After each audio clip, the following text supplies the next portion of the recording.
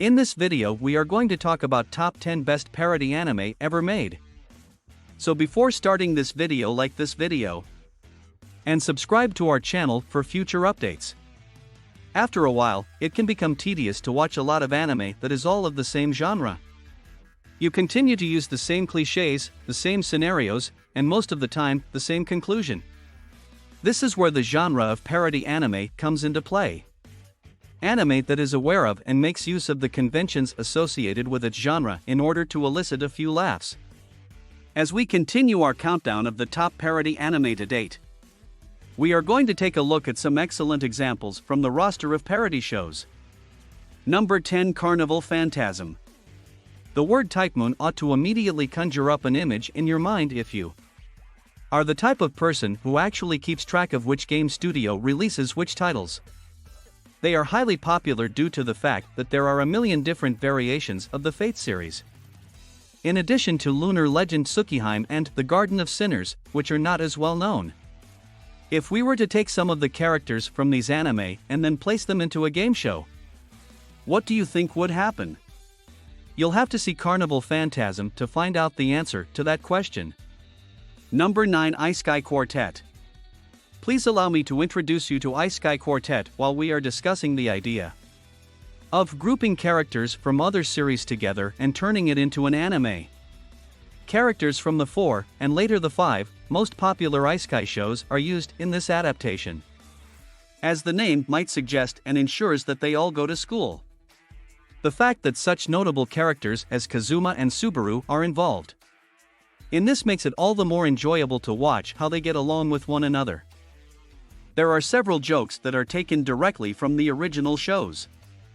And if you're a fan of Isekai, you should definitely check out this program since it will make you chuckle. Number 8, Mr. Osomatsu. This program can only be described as a TLC comedy that was made by old-school Newgrounds animators while they were high on shrooms. That's the only way I can think to put it. The story revolves around 6 sets of twins who are identical and who spend their time doing nothing more than hanging out and getting themselves into precarious situations. Even though it is aimed squarely at adults, this absurdist comedy has a visual aesthetic that is decidedly more appropriate for children. The fact that people are getting enemas on the ocean, the gang is traveling to space for some reason, and Obama is also making an appearance is completely illogical. Number 7. FLCL. Fooly Cooly is an odd one since it honestly feels like a satire on not only anime but also a parody on your own sanity. This makes it a really strange one. It's more like an art piece that you can't really enjoy until someone else explains it to you than a show, and it barely even feels like a show at all. It is continually breaking the fourth wall, changing its animation, introducing storylines that are so bizarre that you question the meaning of life, and providing an experience that is difficult to express in its entirety. It is clear that not everyone would enjoy doing this. However, those individuals who enjoy Fooly Cooly are the ones who will remember it for the rest of their lives. Number 6, The Misfit of Demon King Academy. If you've seen One Punch Man and thought, this isn't nearly crazy enough, then The Misfit of Demon King Academy is the show for you. It's just as ridiculous as its predecessor. It's funny how the protagonist is so much stronger than everyone else in the story. Because his heartbeat was so fast and loud, it ruptured the man's eardrums, and he came dangerously close to killing the man. He blocks incoming spells by blinking his eyes more quickly and forcefully than usual. There are no adequate expressions to convey how silly he can get.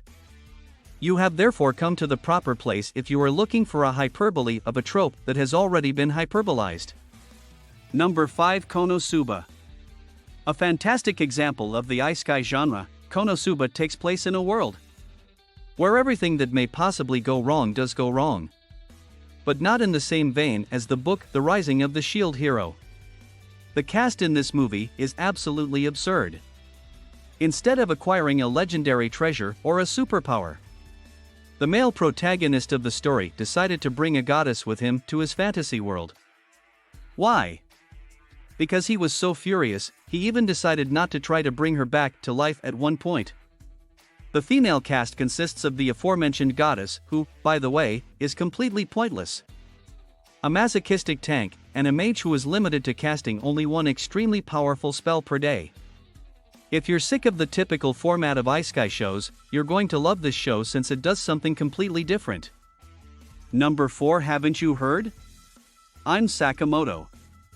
This show is exactly what you'd expect if you took everything I stated about. The misfit of Demon King Academy removed the magic, relocated everyone to a high school, and baked the whole thing for half an hour. The story is centered on the protagonist, Sakamoto, and all of the ways in which he is better than mortal beings in general. Do you intend to harass him? Now, despite the fact that you believed you were heterosexual, you find yourself falling in love with him. You pick on his pal, do you? He will get you on your knees as quickly as possible by using straws and seasoning packets. It's silly, it's hilarious, and it's Sakamoto all rolled into one. Number 3. Sayonara, Setsubu-sensei. Setsubu-sensei represents the complete antithesis of everything up to this point. At least in terms of the main characters, so let's move on to him. The main character is a miserable educator, and even the smallest of setbacks prompts him to write his will. He is always filled with hopelessness, and the first scene of the program even finds him attempting to hang himself.